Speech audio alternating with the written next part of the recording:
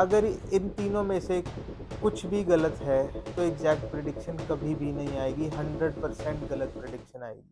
Hand versus horoscope, हाथ ज़्यादा accurate predictions देता है या हमारी कुंडली ज़्यादा एक्यूरेट है?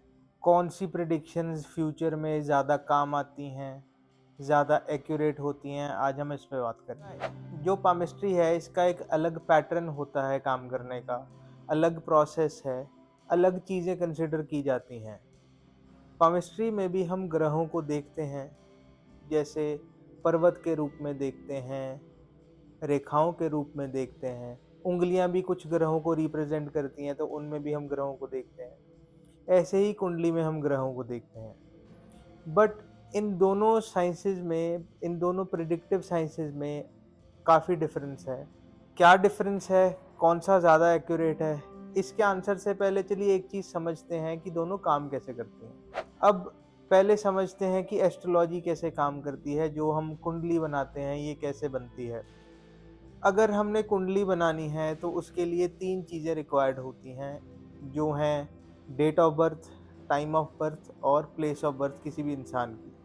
अब इन तीनों चीज़ों से हम कैलकुलेट करते हैं ग्रहों की पोजीशन कि जिस टाइम वो इंसान पैदा हुआ, उस टाइम सोलर सिस्टम में ग्रह कहाँ थे, किस ज़ोडिएक साइन में थे, क्या डिग्री थी उन ग्रहों की, किस घर में थे वो ग्रह। ये सारी चीज़ें कैलकुलेट करके हम एक बर्थ चार्ट बनाते हैं, जिसे हॉरोस्कोप या कुंडली कहा जाता है। फिर उस चार्ट से हम आगे कैलकुलेट करते हैं नक्षत्र, उपनक्षत्र ग्रहों के। घर देखते हैं हम, घरों की डिग्री देखते हैं, घरों के नक्षत्र और उपनक्षत्र देखते हैं। दशा सिस्टम से हम दशा चेक करते हैं प्लैनेट्स की, उसकी अंतर्दशा, प्रत्यंतर दशा, ये सारी कैलकुलेशंस ऐड ऑन करके हम लाइफ इवेंट्स की प्रेडिक्शंस देते हैं एस्ट्रोलॉजी से। अब आ जाते हैं पामिस्ट्री में। पामिस्ट्री में हम सबसे पहले हैंड की शेप देखते हैं, हाथ की क्या शेप है। वो 4 तत्वों पे डिपेंड करती है कि वो अर्थ हैंड है, वाटर हैंड है, एयर हैंड है या फायर हैंड है।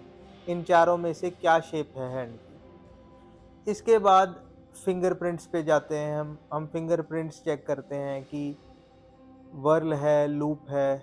उसके बाद आ जाते हैं हम फिंगर्स पे, फिंगर के साइज़ पे, लाइन्स पे, जो major lines, life line, fire line या जिसे फेट लाइन कहते हैं। उसके बाद हार्ट लाइन और ब्रेन लाइन, ये सारी मेजर लाइन्स देखते हैं। फिर कुछ माइनर लाइन्स और सिंबल्स होते हैं।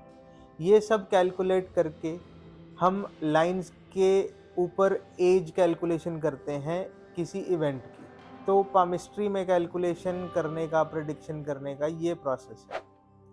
अब आ जाते हैं मेन क्वेश्चन पे कि इन दोनों में से एक्यूरेट कौन है। अगर डाटा की बात करें तो कुंडली बनाने में डाटा ज़्यादा लगता है। डेट ऑफ बर्थ सही होना चाहिए, टाइम ऑफ बर्थ सही होना चाहिए, एक्यूरेट होना चाहिए और प्लेस ऑफ बर्थ एक्यूरेट होनी चाहिए। अगर ये तीनों चीज़ें एक्यूरेट हैं, तो एग्जैक्ट प्रेडिक्शन कुंडली से भी दी जा सकती है। अगर इन तीनों में से कुछ भी गलत है, तो एग्जैक्ट प्रेडिक्शन कभी भी नहीं आएगी, 100% गलत प्रेडिक्शन आएगी। अब आ जाते हैं पामिस्ट्री पे।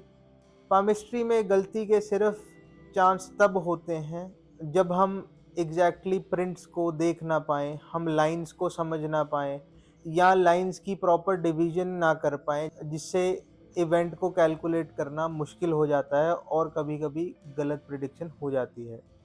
बट ज़्यादा गलत होने के चांसेस तब होते हैं किसी प्रेडिक्शन के, अगर हम कुंडली में डेटा गलत दे रहे हैं। अगर हमने डेट ऑफ बर्थ, टाइम और प्लेस में से कुछ गलत दिया है, तो प्रेडिक्शन गलत होगी। अगर हमने सही से हाथ नहीं देखा, तब भी प्रेडिक्शन गलत होगी। तो इन दोनों में से कोई भी ज़्यादा एक्यूरेट नहीं है, दोनों साथ मिलके काम करती हैं। कुछ इवेंट्स हम पामिस्ट्री से बहुत एग्जैक्टली देख सकते हैं, कुछ इवेंट्स हम एस्ट्रोलॉजी से मतलब कुंडली से देख सकते हैं। बट एग्जैक्ट प्रेडिक्शन दोनों को मिला के होती है। इसके साथ एक तीसरी साइंस न्यूमरोलॉजी भी एक हेल्पिंग साइंस की तरह काम करती है, जिससे और एक्यूरेसी बढ़ जाती है प्रेडिक्शन की। एक एग्जांपल से मैं समझाना चाहूँगा कि अगर हमें कुंडली में दिख गया कि एक इंसान खाने का काम कर सकता है, फूड का काम कर सकता है, तो वो हलवाई का काम कर सकता है या वो शेफ़ का काम कर सकता है। ये कौन बताता है? ये बताती है पामिस्ट्री।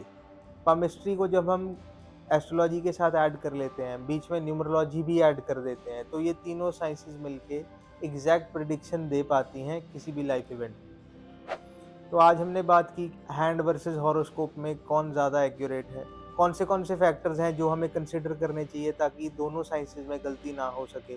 अगर आपको ये वीडियो अच्छी लगी हो और इन्फॉर्मेटिव लगी हो तो इसे लाइक और शेयर करें उन लोगों के साथ जो जानना चाहते हैं कि एक्चुअली में प्रिडिक्शन की कैसे जाती है। अगर आपने चैनल को सब्सक्राइब नहीं किया तो सब्सक्राइब कर लें ऐसे ही इंटरेस्टिंग और रियलिस्टिक एक्यूरेट प्रिडिक्टिव फैक्ट्स के लिए।